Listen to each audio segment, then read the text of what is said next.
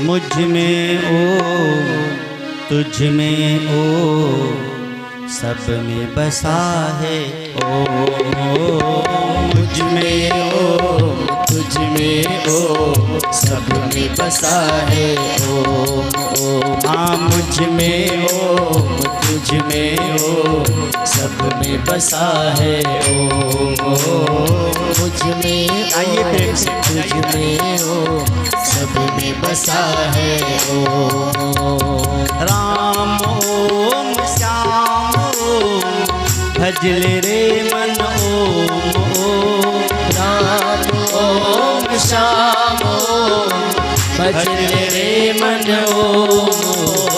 मुझ में ओ तुझ में ओ सब में बसा है ओ। मुझ में ओ तुझ में ओ सब में बसा है ओ। मुझ में ओ तुझ में ओ सब में बसा है ओ। मुझ में ओ तुझ में ओ सब में बसा है ओ।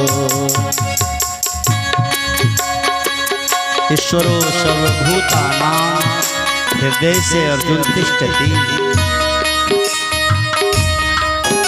आपने हमने हम सभी में उस एक परमात्मा का ही वास, उसी का ही निवास।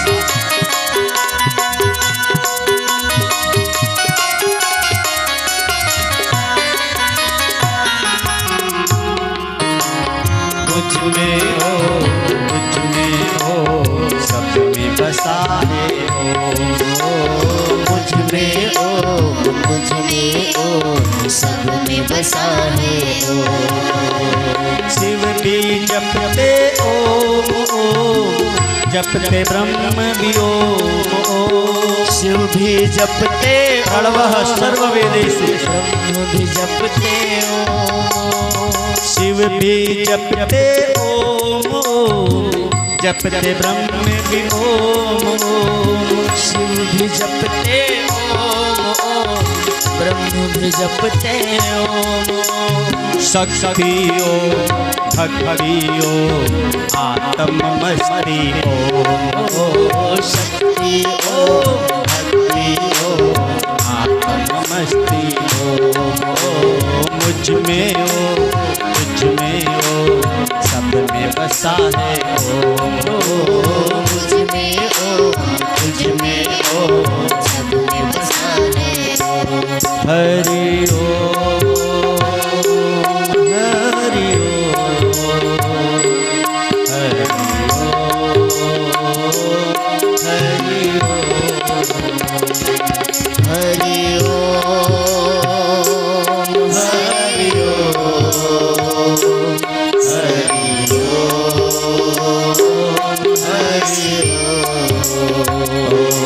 राधे ओम राधे ओम राधे ओम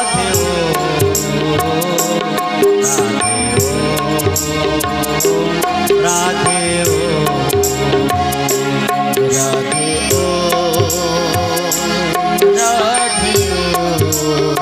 भूल जाइए अपने आप, हो जाइए भगवान का कुछ देर में। मुझ में ओ तुझ में ओ सब में बसा है ओ। मुझ में ओ तुझ में ओ सब में बसा है ओ।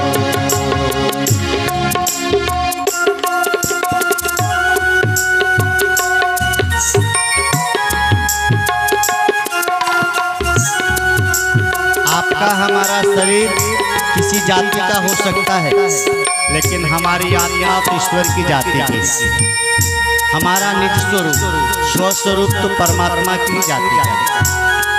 आपकी हमारी शरीर अलग अलग जाति की हो सकती है, अलग अलग कुल और गोत्र का हो सकता है, लेकिन हम सब में निवास करने वाला जगत निवास तो एक है। मुझ में ओ तुझ में ओ सब में बसा है ओ। मुझ में ओ तुझ में ओ सब में बसा है ओ। सूर्य में भी ओम चंद्र में भी ओम। सूर्य में भी ओम चंद्र में जो बिजली आती है, हीटर पे पानी गर्म करती है और फ्रिज में पानी को ठंडा करती है। उपकरण अलग अलग है, दोनों के कार्य अलग अलग है, लेकिन दोनों को सत्ता देने वाली बिजली एक है। सूर्य गर्मी देता है, चंद्रमा शीतलता देता है, लेकिन दोनों को सत्ता देने वाला परमात्मा एक है। सूर्य में भी ओम, चंद्र में भी ओम, सूर्य में भी ओम ओम, चंद्र में भी ओम, आकाश ओम, धरती ओम, व्याप्त पवन में ओम, आकाश ओम, धरती ओम, व्याप्त पवन में ओम, मुझ में ओम, तुझ में ओम, सब में बसा है ओम, मुझ में ओम, तुझ में ओम, सब में बसा है ओम। हरि ओम, हरि ओम, हरि ओम, हरि ओम, हरि ओम, हरि ओम, हरि ओम, ओम शिव ओम, शिव ओम, शिव ओम, शिव ओम, शिव ओम,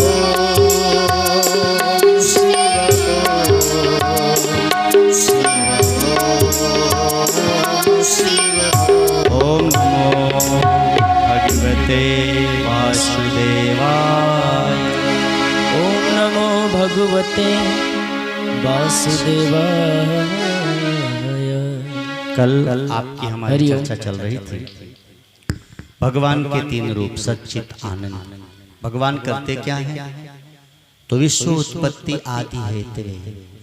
भगवान के तीन रूप हैं और भगवान के तीन काम भी हैं। संसार को बनाना, संसार को सजाना, फिर संसार को बिगाड़ना। सच्चिदानंद रूप आया, तीन रूप, तीन काम, विश्व उत्पत्ति आदि हेतु। अच्छा, ऐसे भगवान की पूजा हम क्यों करें? जो भगवान हमको जन्म दे, पाल पोष के बड़ा करोड़ मार दे। तो व्यास जी ने आगे कहा, तापम त्रयम विनाशाय। भगवान तीन काम और करते हैं। क्या? तीन ताप जो हमारे जीवन में है। ताप माना दुख।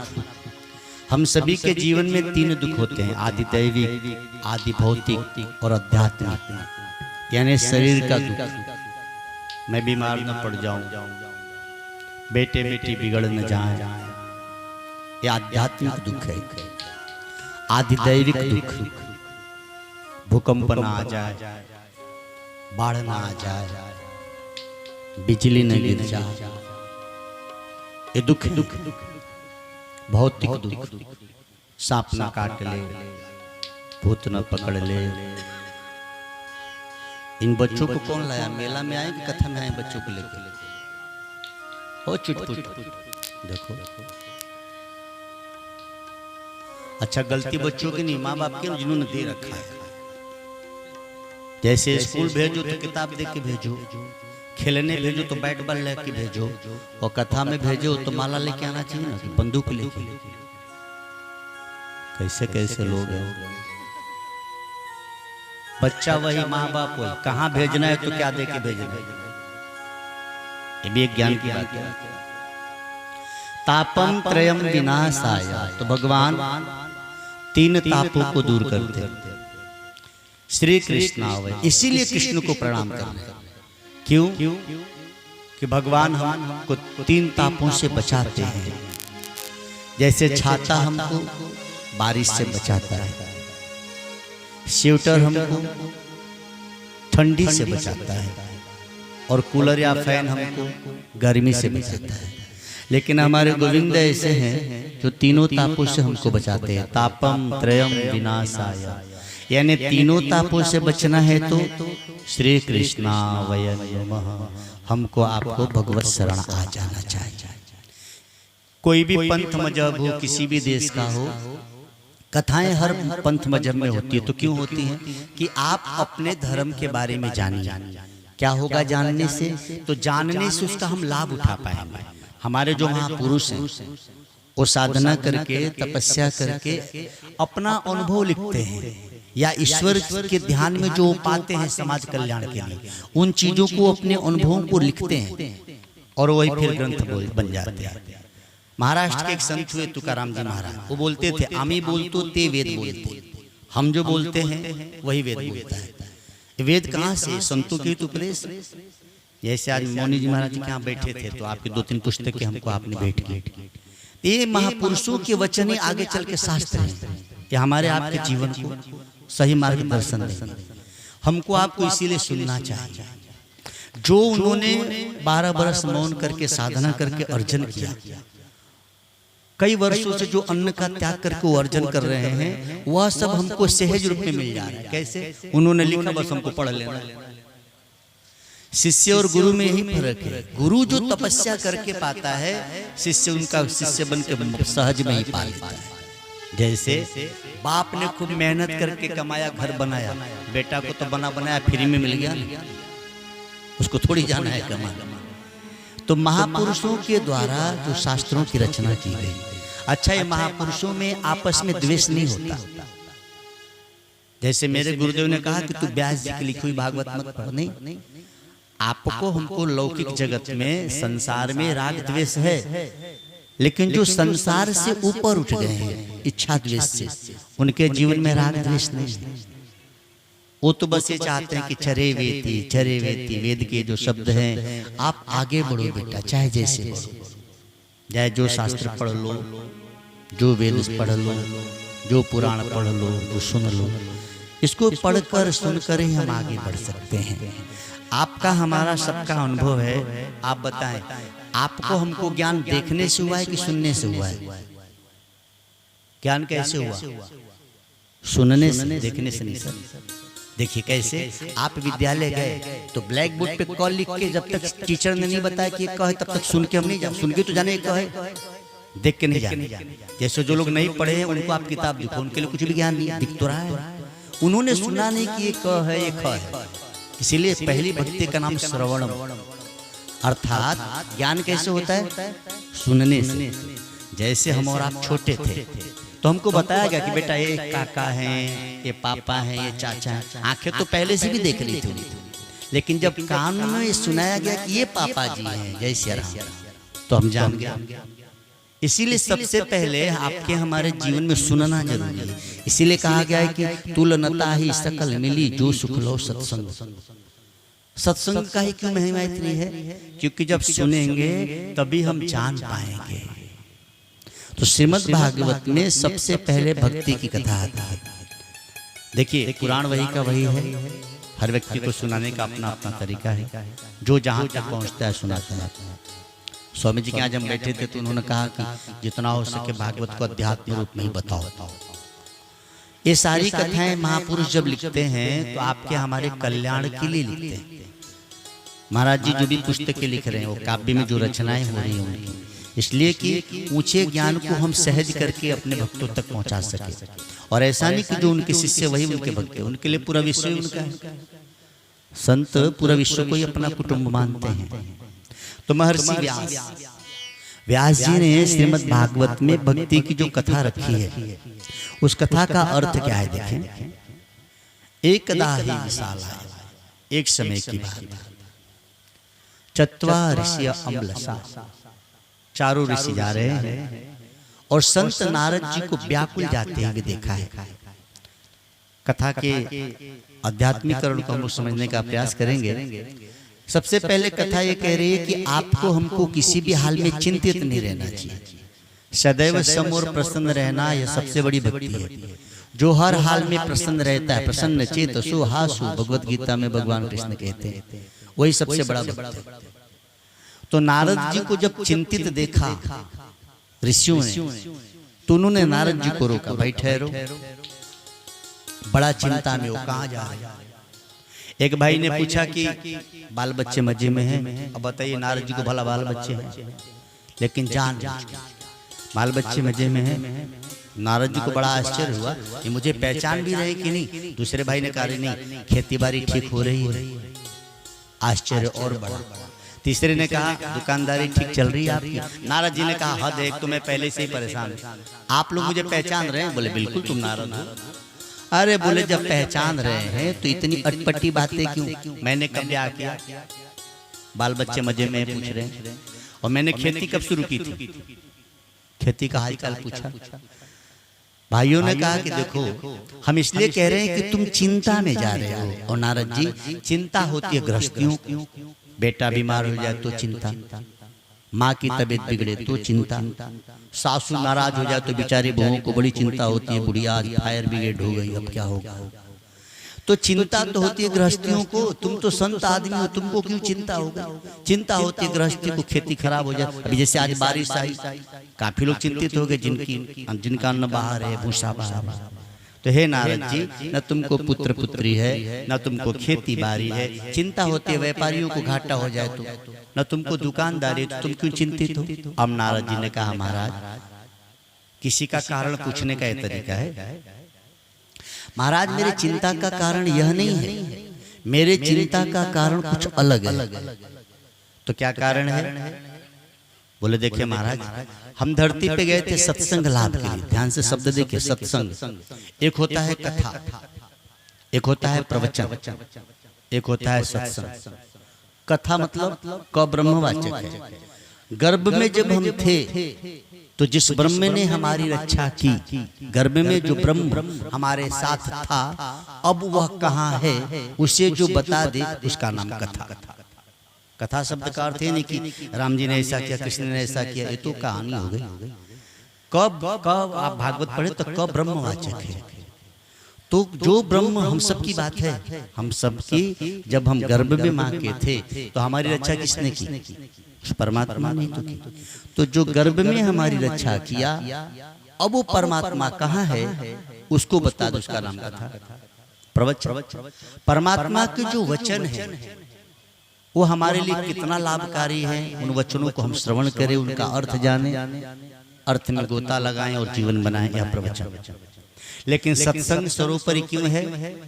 जो सत्य स्वरूप ईश्वर का संग करा दे वह सत्संग। जो बार बार अपने वचनों से आपके सत्य स्वरूप ईश्वर जो आप में सदैव विराजमान है उससे आपका संग करा दे, उसे सत्संग कहते हैं। नारद जी कह रहे हैं कि हम सत्संग लाभ के लिए धरती पे गए थे, सत्संग लाभ कहीं मिला नहीं। बहुत हमने भ्रमण किया, कभी कभी कहीं कहीं सत्संग मिलता है। तुलसीदास जी कहते हैं बिनु सत्संग न हरि कथा। देखिए दोनों अलग अलग है, तभी तो बिनु सत्संग न हरि कथा, ते बिनु मोह न भाग, मोह गए बिनु राम पद, हो ही न दृढ़ अनुराग। यानी कथा तो होनी ही चाहिए, लेकिन कथा सत्संग के माध्यम से होनी चाहिए। सिर्फ कथा होगी तो व्यथा नहीं जाएगी। किताबें धर्म चर्चा की, हजारों बाँच कर देखी, मिटा संशय नहीं मन का, अकल जंजाल ने घेरी। तो कथा सत्संग के माध्यम से होगा तो जीवन की व्यथा जाएगा। नारद जी कह रहे कि हम सत्संग लाभ के लिए धरती पर गए, बहुत भ्रमण किए, कलयुग का अनेक दोषों का वर्णन किया महर्षि नारद जी ने। कहते हैं कि हम घूमते घूमते वृंदावन की पावन भूमि में पहुंचे। अभी भगवत कथा लिखने का उद्देश्य क्या है महर्षि व्यास जी का, कृपा करके समझने का हम प्रयास करेंगे। व्यास जी कहते हैं, व्यास जी लिखते हैं, नारद जी कह रहे कि हम वृंदावन की पावन भूमि में पहुंचे तो मैंने एक महिला को रोते हुए देखा। एक स्त्री रो रही थी और उसके पास भीड़ बहुत लगी हुई थी। बड़ी सुंदर बात है, कलयुग का वर्णन है ये। कलयुग के कारण उनको सत्संग नहीं मिल रहा तो भ्रमण कर रहे थे। महिला रो रही थी, भीड़ लगी हुई थी। संत नारद कह रहे हैं कि मैं उस भीड़ को दूर से देख रहा था। अर्थात पहली सीख हम लोगों को ये लेनी है कि कलयुग में कहीं भीड़ लगी हो तो दौड़ के मत चले जाइए। दूर से पहले पता कीजिए भीड़ लगी किस चीज की है। अपने यहाँ बड़ा व्यवस्था है, जैसी भी गड्ढा खोदो वहां भी 10 लोग बेवजह खड़े हो जाते हैं। कहीं भी भीड़ लगी हो तो श्रीमद् भागवत की कथा के संत नारद दूर से देख रहे। जरा कल विचार करें, एक महिला रो रही है, उसके पास भीड़ लगी, तो संत को तो पहले जाना चाहिए, लेकिन नारद जी गए नहीं वहां। नारद जी उस भीड़ को दूर से देख रहे थे। अर्थात हम सबको भी इस भगवत कथा से सीख लेनी है कि कहीं भीड़ लगी हो तो दौड़ कर न चले जाए, दूर से पहले पता करें माजरा क्या है। हो सकता है वहां मारा मारी हो रही हो, आप दौड़ कर गए तो 2-4 झपड़ा भी पा गए, 2-4 लाठी आपको भी मिल गए। अच्छा लाठी चल रही हो तो लड्डू थोड़ी मिलेगा। आप अपने देश की माताओं की तो विशेषता, आप लोग को नहीं कह रहा हूँ, आप अच्छे हैं तभी तो यहाँ बैठे। बगल में झगड़ा हो जाए ना तो भले तवा पर रोटी जड़ जाए, सुनल जरूर जाए। बगल में कथा हो रही हो, 4 बार बुलावा है तो आप लोग नहीं जाते, लेकिन बगल में झगड़ा हो जाए बिना बुलाए सब पहुंच जाते हैं। तो भागवत आपको मना कर रही है कि कहीं भी कहीं भी भीड़ लगी तो बेवजह न जाएं। पहले पता तो करें भीड़ किस चीज की लगी है। एक व्यक्ति कुएं के पास खड़ा था और काफी देर से कुएं में देख के 25-25 गिन रहा था। अब देखिए वो आदमी भागवत नहीं सुना होगा, उसको लगा ये कुएं में देख के कभी से 25-25 क्या कर रहा है। वो गया देखने की कि इसमें है क्या। जब देखने लगा तो उसको धक्का देके कह रहा है 26, यानी इससे पहले 25 लोग को धक्का दे चुका था। अब क्या जरूरत थी जाने की भाई, गए देखने 25 हो गए 26। तो कृपया करके कथाओं से हमको जीवन जीने का ढंग सीखना चाहिए कि कहीं भीड़ लगी हो तो पहले पता तो करो भीड़ किस चीज की है। दूर से पहले पता कीजिए भाई कथा हो रही है कि नाच हो रही है कि झगड़ा हो रहा है कि राजनीतिक मंच लगा हुआ है। पता तो होनी चाहिए कि नहीं, सही है ना बेटियां, पता तो कर लो भाई, बेवजह क्यों जाना। अच्छा देखिए आजकल बाजार में सबसे ज्यादा भीड़ कहाँ होती है, बाजार के साइड में, जहाँ हम ब्राह्मणों को नहीं जाना चाहिए, समझ गए आप। अब कोई पंडित जी गए सब्जी लेने तिलक उलक लगा के और सोचे कि भाई भीड़ तो उधर है, क्या पता सब्जी उधर सस्ती हो। अब गलती से भी पहुंच जाएंगे, सोचिए लोग कहेंगे कहो गुरु यहाँ का, जीना मुश्किल हो जाएगा, जवाब देने में हालत खराब हो जाएगी। अच्छा फंसे क्यों, भीड़ देख के। दूर से ही पता कर लो भैया वहां भीड़ कोनी बात के बाहु, लोग बता देंगे पंडित धर्म। कहीं भीड़ लगी हो कृपानाथ कृपा करें, ये सीख लेने लायक है, कलयुग में तो बहुत जरूरी है। आप देखो ना लोग कचहरी वगैरह जाते हैं ना, प्रायः आप देखिए कचहरी बड़ा पढ़ा लिखा आदमी जाता है। अनपढ़ गंवार आदमी की तारीफ हो ना तो गांव से एक समझदार आदमी लेके जाएगा। अच्छा कचहरी में मैंने जहां तक देखा है पढ़े लिखे लोग, हर गांव से ज्यादा समझदार आदमी कचहरी जाता है और वहां अनपढ़ गंवार आदमी बैठ जाएगा, 2-4 अपने आवारा लोगों को खड़ा कर लेगा और उन 4 की भीड़ देखकर वहां 40 लोग खड़े हो जाएंगे। अब दिखाता कुछ नहीं, बेवजह किसी का जीभ काटेगा, किसी का गला काटेगा, बाद में कहेगा 5-5 रुपया दो, सड़क खाली। अनपढ़ गवार खुद बैठा रहा, आप पढ़े लिखे थे खड़े थे बेवजह आधे घंटे, उसकी एक भी बात से आपको एक भी लाभ नहीं मिला और आप 5 रुपया वहां दिए क्योंकि आपने भागवत नहीं सुनी थी। बेवजह गए क्यों, भीड़ देख के तो आप भी चले गए और खड़े हो गए। यानी कहीं भीड़ लगी हो बिना जान पहचान, भाई जांच तो लो दूर से ही, जादू तो नहीं, छोड़ो यार अपने काम में लगो। जाओगे तो मन ही फिसलेगा, फिर देखेगा, जाओ ही मत, देखो ही मत, क्या जरूरत है। दूर से ही नारद भीड़ को देख रहे थे। ये संत आपको संदेश दे रहे हैं, जितना हो सके एकांत वासो लघु भोजनाद मौनम निराशा करड़ा। जितना हो सके एकांत में रहिए। एकांत का अर्थ एक में ही इस संसार का जो अंत करते हैं उसे एकांत कहते हैं। अकेले रहिए और उस अकेले रहने में मन में संकल्प विकल्प न उठने पाए। एकांत अर्थात एक में संसार का सब अंत कर दें, उस एकांत में ईश्वर की प्राप्ति होती है। इसीलिए महापुरुष प्रायः एकांत में रहते हैं। आप और हम भी ज्यादा नहीं रह सकते तो 24 घंटे में आधा घंटा 1 घंटा का ये अभ्यास करो। मैं जहाँ भी जाता हूँ ना देवियाँ निवेदन करते रहता हूँ, किसी भी घर में झगड़ा नहीं होगा ऐसी दवा मेरे पास है। पूछो क्या, आसान तरीका। हर 2 घंटे पे बहू मौन हो जाए और बहू का मौन खुले तो सासू मौन हो जाए। जय सिया राम। झगड़ा होगा, सासू जी 2 घंटा मौन और सासू का मौन खुला तो बहू जी मौन, फिर बहू का मौन खुला तो सासू जी मौन, कभी झगड़ा हो गया। एकांत वासो लघु भोजनादो। हम जितना एकांत प्रिय बने। नारद जी दूर से भीड़ को देख रहे थे, भीड़ से सीख लेंगे। उस महिला के पास भीड़ लगी थी, लोग उससे पूछ रहे थे देवी क्या बात है, लेकिन बुद्धिमान माता ने अपना दुख किसी से कहा नहीं। जैसे ही नारद जी को उस देवी ने देखा तो आवाज लगाया, भो भो साधु क्षणम तिष्ठ मम चिंतामपि नाशय। अब सीखें, बताएं आपके हमारे जीवन में कितना हो दुख, ये बात आपके लिए भी है, ग्रंथ सबके लिए जैसी है। भागवत का दूसरा पहलू हमको सिखा रहा है कि जीवन में कोई भी दुख आए हर किसी से मत कहिए। ऐरे गहरे से अपना दुख कहोगे तो आपके दुख का वो फायदा उठाएगा। दुनिया में ठग बहुत घूम रहे हैं, दक्षिणा धर तर चाहे मर, ऐसा भी बात बहुत है लोगों के पास। जब भी आपके जीवन में कोई दुख आए, किसी संत महापुरुष के चरणों में निवेदन करें, ठीक ऐरे गहरे नथुलाल से अपने दुख को न कहें, कृपानाथ आपके दुख को बढ़ा देगा। उस महिला के पास भीड़ लगी थी, लोग पूछ रहे थे देवी क्या बात है, क्या कहो क्या परेशानी है, लेकिन कितनी बुद्धिमान देवी है, अपना दुख किसी से कही नहीं। संत नारद को देखा तो आवाज लगाई। तो भारत की माताओं से प्रार्थना, हे देवियां आप भागवत सुन रही हैं, आपके जीवन में भी कोई दुख आए, लाख कोई पूछे हर किसी से कहिए मत। मैं तो निवेदन करूं आपसे कि ये कलयुग है भाई, यहाँ तो हर किसी से एड्रेस भी नहीं पूछना चाहिए। अनजानी जगह पे किसी से पता भी पूछना है ना तो बहुत देख लो, कोई बढ़िया दुकानदार हो, अच्छा आदमी तो ही पूछो। ऐरे गहरे से पता पूछो तो हो सकता है गलत पता बता के खुद ही लूट ले आप। कोई भरोसा है लोगों का? ये कलयुग है। परामर्श भी लीजिए तो सज्जनों से लीजिए, ऐरे गहरे व्यक्ति से क्या पूछना।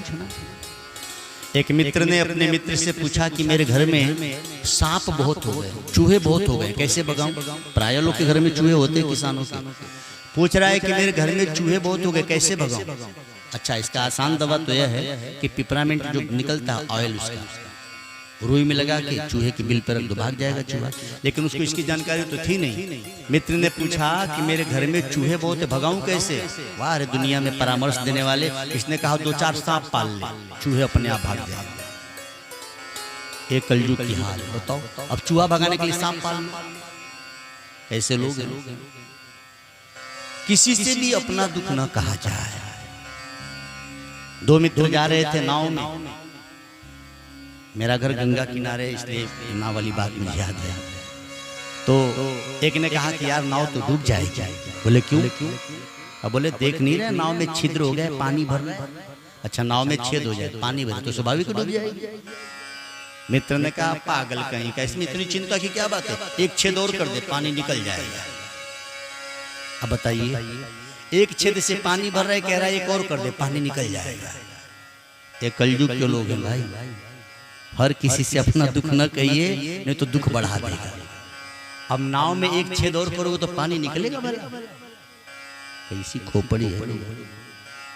इसीलिए भागवत कहती है कि आप अपना दुख, इसीलिए हम गुरु बनाते हैं कि जीवन में कोई दुख आए तो शिष्य का पहला कर्तव्य है हम अपने गुरुदेव से इस बात को कहें। अच्छा, आप कहोगे तो गुरु जी तो बहुत दूर है महाराज। नहीं, गुरु शरीर से हमसे दूर होते हैं, मानसिक संबंध हमारा सदैव गुरुदेव से जुड़ा होता है। जो शिष्य होते हैं ना, प्रतिदिन अपने गुरु का मानसिक पूजन करते हैं। रोज हम मन से ही, अब मैं अपने गुरुदेव से दूर हूँ तो मानसिक पूजन हम रोज करते हैं, तो मैं जुड़ा तो उनसे। शरीर से हमारे गुरु हमसे लाखों मील दूर भले दिखाई देते हों, लेकिन गुरु सिर्फ शरीर नहीं है, गुरु एक तत्व है। तो आपके हमारे जीवन में कोई दुख आए ना, मन ही अपने गुरुदेव को स्मरण करें, उनसे ही अपना दुख निवेदन करें। आपके हृदय में विराजमान हो सदगुरुदेव आपको प्रेरणा देंगे, अंदर स्फुरणा उठेगी। तो भागवत की ये बात भी समझने लायक है कि जीवन में कोई भी दुख आए हर किसी से कहिए मत। भाई भाई का झगड़ा हो गया, हो ही जाता है प्रायः। सज्जन से जाके कहोगे ना, कोई सज्जन होगा, कहोगे कि भाई से झगड़ा हो गया तो कहेगा अरे कैसा पागल है वो तेरा भाई, जब तू छोटा था तो तुझे गोद में लेकर घुमा करता था, वही तेरा बड़ा भाई तेरे लिए पता न कितनों से लड़ा, और आज तुझे थोड़ा सा बोल दिया तो तुझे बुरा लग गया। वो समझाएगा और भाई भाई का झगड़ा मिटा देगा। लेकिन गलत व्यक्ति से यदि आप कह देंगे, वो कही कि भाई हम तक का बताएं, कमा कमा के भेजे राजा हो गया है। नहीं कह रहे थे कि भाई तुमको बुरा लगा, ले आग लगी थी इसने घी डाल दिया। गलत व्यक्ति से आपने अपनी बात कही, पक्का है 2 चूल्हा जला ही जाएगा। गलत व्यक्ति से कृपानाथ अपनी समस्या न कहिए, अपना दुख न कहिए। इसीलिए तो हम लोग कहते हैं सबसे पहले जीवन में गुरु बनाइए। यहाँ लोग क्या क्या कर लेते हैं, गुरु से द्वार में जाते हैं, और जिनके जीवन में गुरु नहीं है वो आदमी मनुष्य ही नहीं, फिर 2 पाद पशु वाली बात है, फिर वो 2 पैर का ही पशु जैसा है। इसीलिए आपके हमारे जीवन में गुरुओं की आवश्यकता है। भक्ति माँ, वो जो महिला रो रही थी उनका नाम था भक्ति। उस महिला ने नारद जी को आवाज लगाई। नारद जी कहते हैं कि अब मैं उसके पास गया। आपको कब जाना चाहिए? जब पूरा पता लग जाए कि भीड़ किस चीज की है। अब नारद जी गए, दौड़ के नहीं चले जाओ। आजकल तो खाली 10-20 लोग वहां खड़े हो ना तो ग्राहवा दौड़ के जाएगा, जैसे लग रहा लड्डू बेटा कहीं छूट न जाए। ऐसी गलती हम न करें, समझदार बनिए, कृपा करें। ओम नमो भगवते वासुदेवा। जब भी कथा में हम बैठे गुरु को स्मरण करके, अहंकार को किनारे करके, तब तो कुछ लाभ हो पाएगा। नहीं तो बस शरीर हमारी रहती है भगवत कथा में, लेकिन हमारा अहंकार, हमारा अभिमान, हमारा अज्ञान। अच्छा, अभिमान ही अज्ञान ही अभिमान का कारण है। अभिमान उसी को होता है जिसको अज्ञान होता है। ज्ञानवान अभिमानी हो ही नहीं सकता। कभी कभी ना कुछ लोगों को भ्रम हो जाता है कि मैं ज्ञान और ऐसे को अभिमान होता है। इसीलिए निवेदन करना पड़ता है कि कृपानाथ जब भी कथा में बैठे तो यह ध्यान दें कि यह जो बात सुनाई जा रही है कितना हितकर है। मेरे लिए नहीं तो औरों के लिए तो है। हम सबको ध्यान में रख के बोलना चाहिए और हम सबको ध्यान में रख के सुनना भी चाहिए। निवेदन है, भीड़ लगे तो पता करके जाइए, और दुख हो तो हर किसी को न बताएं। तीसरा बात देखें, जब संत नारद पहुंचे काशी, तुम क्या बात है देवी। अब इस महिला ने कहा कि महाराज मेरे जो 2 बेटे हैं दोनों बीमार हैं, मूर्छित। अच्छा, माता तो अच्छी है, शरीर सुंदर है, लेकिन जो बेटे हैं वो बिल्कुल बूढ़े नजर आ रहे हैं। बल्कि नारद जी को आश्चर्य हुआ कि ये तुम्हारे बेटे हैं, ये तो बड़े बूढ़े हैं। इस देवी ने कहा महाराज काल योगे नजर जरो, यह समय का प्रभाव है। कभी कभी आपने देखा होगा बीमारी के कारण नौजवान भी बूढ़े नजर आते हैं, और बूढ़ा आदमी भी खा पी को तो मस्त लगता है, देख के उम्र समझ में नहीं आती। काल योगे नजर जरो। इसीलिए हम निवेदन करते रहते हैं भारत के नौजवानों से, आपके घर में भी नौजवान बच्चे हो तो जरूर करो। नौजवान बच्चे बच्चियों को ना आंवला जूस और थोड़ा सा उसमें अश्वगंधा चूर्ण मिलाए और फिर मिश्री मिला के पिलाइए। अश्वगंधा चूर्ण, अश्व माने घोड़ा होता है। आपके नौजवान बेटे बेटियां बहुत मजबूत बनेंगे, उनकी हाइट बढ़ेगी, सुंदरता बढ़ेगी, बेटियों को पिंपल्स आदि ना आए। आंवला जूस ले लो, 120-25 का मिलता होगा, गर्मी में तो और अच्छा है।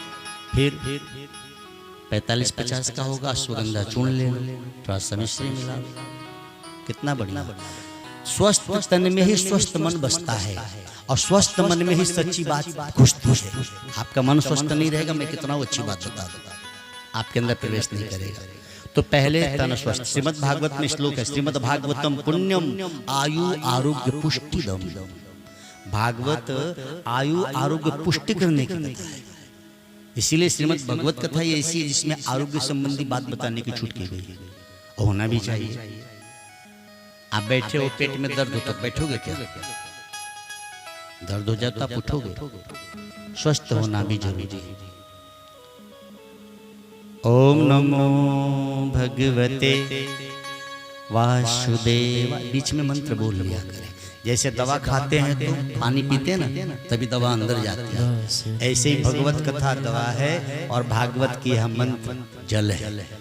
बीच बीच में जरा एक घूंट ले लोगे तो सत्संग अंदर चला जाएगा। ओम नमो भगवते वासुदेवाय। बोलो ओम नमो भगवते वासुदेवाय। पीछे वाली माताएं बोल रही हो कि नहीं? बोला जाए तो सुनत हो भाई, हम भले नहीं सुन पाए। नाता जोड़ा जाए भगवान से। भगवत कथा, गुरु मंत्र लेना, भगवत कथा सुनना, यज्ञ में आना, हवन करना, परिक्रमा लगाना, इन सब का मूल उद्देश्य क्या है? हम अपने परमात्मा से अपना नाता जोड़ें। शास्त्र वेद कहते हैं कि संसार से हमारा रिश्ता जुड़ा हुआ है। सही है ना? आपका जिससे विवाह हुआ 20 साल पहले आप उसको नहीं जानते थे। संसार से हमारा रिश्ता जुड़ा हुआ है, लेकिन भगवान से हमारा रिश्ता जुड़ा हुआ है। सदियों से उसको किसी ने जोड़ा नहीं। वो